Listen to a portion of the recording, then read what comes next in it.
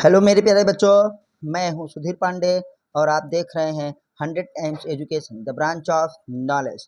तो बच्चों, हम लोग इस समय पढ़ रहे हैं क्लास 11th की बायोलॉजी चैप्टर नंबर 2, जिसका नाम है बायोलॉजिकल क्लासिफिकेशन। मतलब हम लोग बेटा पढ़ रहे हैं जीव जगत का वर्गीकरण 100% एनसीईआरटी से। एनसीईआरटी की लाइन टू लाइन बेटा, अगर नीट में सिलेक्शन लेना है तो बस आपको एनसीईआरटी पढ़ना है ना बेटा। इसी से सिलेक्शन होगा, क्योंकि 90 क्वेश्चन में से बेटा 80 से 85 क्वेश्चन और कभी कभार तो 88 क्वेश्चन एनसीईआरटी की लाइन से ही रहते हैं। तो बेटा अच्छे से एनसीईआरटी को समझने के लिए ज़रूरी है कि आप एनसीईआरटी लाइन टू लाइन पढ़िए। तो आइए बच्चों, हम लोग देखते हैं आज ये इस चैप्टर का बायोलॉजिकल क्लासिफिकेशन का बेटा जो है ये दूसरा लेक्चर होगा। तो जिन्होंने पहला लेक्चर ना देखा हो, प्लीज़ उनके से रिक्वेस्ट है कि वो क्लास 11th बायोलॉजी प्लेलिस्ट में जाएं और जो है पूरी वीडियो को देख लें। तो बच्चों चलिए फिर टाइम नहीं बर्बाद करते हैं, जल्दी से पढ़ते हैं। किताब पढ़ने से फीलिंग्स आती है और आप क्वेश्चन निकालना सीख जाते हैं। आइए देखते हैं कि हम लोगों ने यहाँ से पढ़ा था, अब हमको यहीं से चालू करना है कि classification system for the living होता है ऑर्गेनिज्म हैव न हेंस अंडर गोज क्या several changes over the time. मतलब समय समय पर इसमें क्या हुए हैं, बहुत सारे परिवर्तन हुए हैं बेटा। जैसे हम जानते हैं, जैसे हमारे ज्ञान में नॉलेज में जितना इजाफा होता है उसी के आधार पर क्या है क्लासिफिकेशन सिस्टम बदलता रहता है ना। तो आते हैं हमारे पास थ्रू प्लांट एंड क्या है एनिमल किंगडम हैव बीन क्या होते constant under all different system. The understanding अभी कुछ भी बेटा इंपॉर्टेंट नहीं है of what group organisms have included under this kingdom have been changing the number and क्या है nature of other kingdoms. Number and nature of other kingdoms, यहाँ पे याद रखिएगा कि सिर्फ प्लांट और एनिमल किंगडम ही नहीं, उनकी प्रकृति और उनकी संख्या में भी परिवर्तन हुआ है। जैसे अब हम यहीं पे बताने वाले हैं आपको, have also been understood differently by the different scientist over the time. तो बेटा अलग अलग वैज्ञानिकों ने अलग अलग समय पर बहुत सारे जो है चेंजेस उन्होंने दिया है, बहुत सारे परिवर्तन उन्होंने किया है। तो आइए अब हम लोग बेटा उन्हीं परिवर्तन को देखेंगे। जैसे बेटा हम लोगों ने कल देखा था न कि हमारे पास जो two kingdom system of classification था, देखिए तो बेटा उसको किसने दिया था, two kingdom system of classification given by Linnaeus. ये देखिए two kingdom system of classification given by Linnaeus. इसमें सिर्फ क्या था बेटा, प्लांटी था और क्या था, एनिमेलिया था। प्लांटी सभी प्लांट को क्या है इंक्लूड करता है और एनिमेलिया में सभी एनिमल्स आते हैं। तो समय समय पे जब इनमें परिवर्तन हुआ तो बेटा हमारे पास थ्री किंगडम सिस्टम आया। थ्री किंगडम सिस्टम के बाद बेटा हमारे पास फिर क्या आया, फोर किंगडम सिस्टम आया और फिर बेटा क्या हो गया, फिफ्थ किंगडम सिस्टम आ गया। तो आइए अब हम इसी को थोड़ा सा अच्छे से देख लेते हैं कि टू किंगडम सिस्टम के बाद थ्री किंगडम सिस्टम ऑफ क्या है क्लासिफिकेशन। तो बस यही याद रखना है आपको, किसने दिया था और उसने कौन सा जो है किंगडम जोड़ा था। तो बेटा देखते हैं, नए हमारे पास पॉइंट है थ्री किंगडम। बेटा three kingdom system of classification of बेटा classification, three kingdom system of classification महाराज गिवन बाई, याद रखिएगा गिवन बाई कौन महाराज, इनका नाम है हैकेल। किसने दिया बेटा three kingdom system of classification, Hückel ने दिया था। और हैकेल साहब ने क्या किया, प्लांटी और एनिमेलिया में एक जो है किंगडम और जोड़ दिया ना। तो बेटा वो किंगडम था हमारे पास प्रोटिस्टा। कौन सा किंगडम प्रभु, प्रोटिस्टा। तो चलिए हम लोग देखते हैं। तो इसमें बेटा थ्री किंगडम सिस्टम में कितने से आते हैं किंगडम, ये देखना है। नंबर वन किंगडम हमारे पास क्या था बेटा, प्लांटी तो पहले से था ही ना। दूसरा हमारे पास बेटा क्या था, एनिमेलिया था, एनिमेलिया। और ये तीसरा बेटा जिसको हैकेल ने जोड़ा था ये था हमारे पास प्रोटिस्टा। क्या होता है बेटा, प्रोटिस्टा। जिसमें बेटा एक फाइलम आता है, उस फाइलम का नाम है बेटा, याद रखिएगा कि प्रोटिस्टा में जो फाइलम आता है यहाँ पे लिख दे रहे हैं, जो है हमारे पास फाइलम प्रोटोजोआ, यही एक बेटा फाइलम आता है इस किंगडम में, किस में, प्रोटिस्टा में। तो तीसरा हमारे पास किंगडम जो था वो बेटा क्या था, प्रोटिस्टा था। और गिवन बाय क्या है, three kingdom system of classification Hückel है। तो बेटा इनको नाम जरूर अच्छे से याद रखना कि हैकेल साहब ने दिया था। अब बताए हैं जैसे समय समय पे बहुत सारे परिवर्तन हुए, तो थ्री किंगडम सिस्टम के बाद बेटा हमारे पास आ गया कौन सा, four kingdom system of classification. तो चलिए देखते हैं बेटा four kingdom system of classification. चलो बेटा तो देखते हैं नेक्स्ट पॉइंट में हमारे पास four kingdom system of classification. तो बेटा इसको किसने दिया, four kingdom system of classification को याद रखिएगा, हमारे पास साइंटिस्ट थे तो यहाँ पे लिख देते हैं गिवन बाई, ये भी याद रखना जरूरी है, गिवन बाई बेटा कूपलैंड, याद रखिएगा क्या है, कूपलैंड। कहीं कहीं पे COEP भी लिखा जाता है, तो हमने डायरेक्ट COOP लिखा है, तो याद रखिएगा कूपलैंड।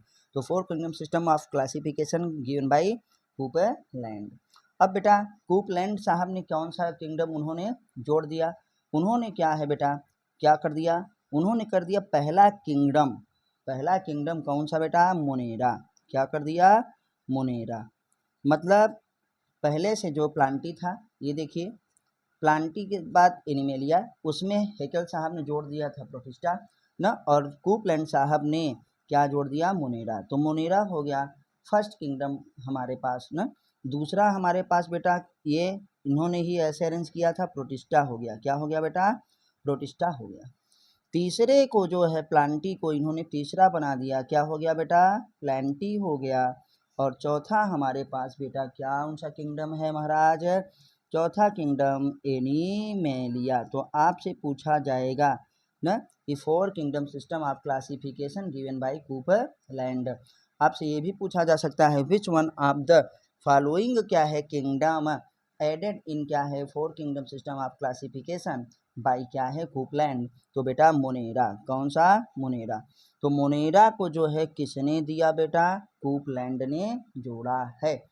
अब याद रखिएगा, लेकिन term Monera and protista given by Hückel, नाम किसने दिया, मोनेरा का भी नाम हैकेल साहब ने ही दिया था।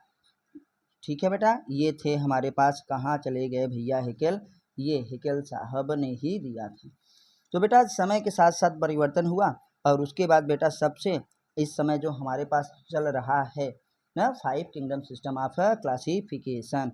तो five kingdom system of classification, kingdom system of classification, वर्गीकरण की पांच जगत प्रणाली किसने दिया, kingdom system of classification given by, इसी को हम लोग डिटेल में पढ़ेंगे बेटा, गिवन बाई याद रखते हैं RH विटेकर, RH बेटा कौन साहब, विटेकर साहब ने दिया था, विटेकर। और इनका ईयर बहुत याद रखना जरूरी है, इन्होंने किस सन में दिया, 1969 में। इन्हीं को बेटा हम लोग डिटेल में पढ़ेंगे।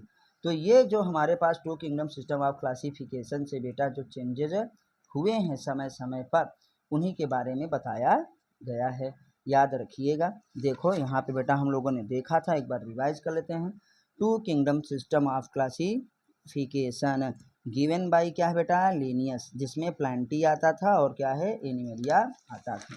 फिर बेटा हम लोग देखते हैं three kingdom system of classification, ये देखिए three kingdom system of classification given bye क्या है, हैकेल, जिसमें प्लांटी, एनिमेलिया और प्रोटिस्टा आता था। Four kingdom system of classification was given by बेटा क्या है कूपलैंड, देख लिया ना कूपलैंड। और उन्होंने कूपलैंड साहब ने इस तरीके से अरेंजमेंट किया कि मोनेरा, फिर क्या है प्रोटिस्टा, फिर प्लेंटी, फिर क्या है एनिमेलिया। और 5 किंगडम सिस्टम ऑफ क्लासिफिकेशन बेटा क्या है गिवन बाई R.H. विटेकर इन बेटा 1969। इन्हीं को अब हम लोग पढ़ेंगे, जिसमें उन्होंने क्या क्या दिया है, कितने किंगडम हमारे पास हुए। इन्होंने फंजाई किंगडम को जोड़ा है। तो इनका क्या रहेगा, इनके पांचों में बेटा हम लोगों के पास है मोनेरा, मोनेरा के बाद फिर वही बोले बेटा प्रोटिस्टा, इन्होंने जोड़ दिया बीच में क्या है फंजाई, फिर बेटा क्या है प्लेंटी, प्लेंटी मतलब प्लांट वाला, और फिर बेटा क्या है एनिमेलिया। तो इन्होंने क्या दिया, आप देखिए मोनेरा पहले से था, प्रोटिस्टा पहले से था, इन्होंने फंजाई ऐड कर दिया। क्या कर दिया बेटा, फंजाई इन्होंने ऐड कर दिया। तो हम लोग इन्हीं को डिटेल में पढ़ते हैं, इन्हीं को डिटेल में पढ़ेंगे। एक क्लासिफिकेशन हमारे पास और था 6 किंगडम सिस्टम ऑफ क्लासिफिकेशन ना, लेकिन वो एनसीईआरटी के सिलेबस में नहीं है, इसलिए वो नीट में या बोर्ड में नहीं पूछा जाता है बच्चों, चाहे वो सीबीएसई बोर्ड हो चाहे यूपी बोर्ड हो। जिसे हम 6 किंगडम ऑफ क्लासिफिकेशन कहते हैं, कार्ल हुस ने दिया था। अभी उसको बताएंगे आगे। आइए बच्चों, अब हम लोग पढ़ेंगे 5 किंगडम सिस्टम ऑफ क्लासिफिकेशन। तो चलिए बच्चों, अब हम लोग जो है 5 किंगडम सिस्टम ऑफ क्लासिफिकेशन पढ़ते हैं। तो आइए ध्यान से देखिए बच्चों, बहुत ही ज़रूरी है एनसीईआरटी को लाइन टू लाइन पढ़ना, क्योंकि 100% इसी से जो है नीट में जो है क्वेश्चंस आते हैं। बेटा अब लिखा है कि R.H. विटेकर, नाम याद रखिएगा, ईयर कौन सा है बेटा 1969, मतलब R.H. विटेकर ने 1969 में प्रपोज्ड किया 5 किंगडम्स क्या है सिस्टम ऑफ क्लासिफिकेशन या 5 किंगडम क्लासिफिकेशन।